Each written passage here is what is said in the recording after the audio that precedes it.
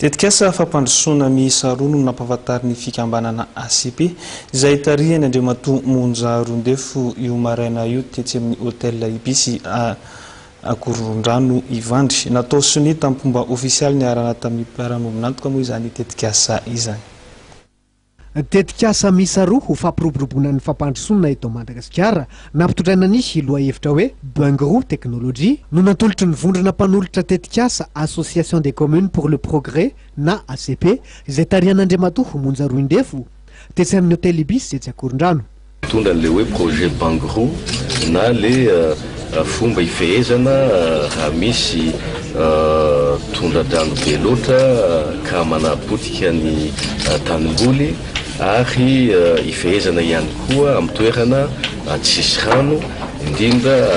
kely rotsakorana ohatrany iarahantsika mahita zay mitranga eto amintsika any atsimon'ny nosy na any Androy amin'ilay lazaina hoe Kere ka inona zany fa amin'ny fametrahana ny projet pilote zay ho atao eto Madagasikara ary any atsimon'ny nosy moa no anomboana izany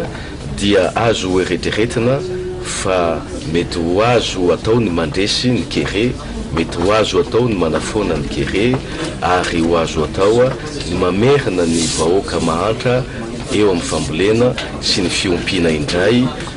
any amin'ny faritra Atsimonosy. Ireo commune iarany Kere any amin'ny faritra Atsimonosy iny no anomboana ny tetikasa andrana. Nitotsaina niaraka tamin'ny Global Africa Innovation sy ny ACP ny fifanaovatsy ny ampiara-miasa mikasika izay tetikasa izay. Nilazatrany Andriamatoa Monjarondefo filohan'ny ACP fa isy teknisianina manokana ho avy hijery sy handalina ireo faritra anatanterana ity tetikasa fampandrosoana iarana amin'ny ACP ity.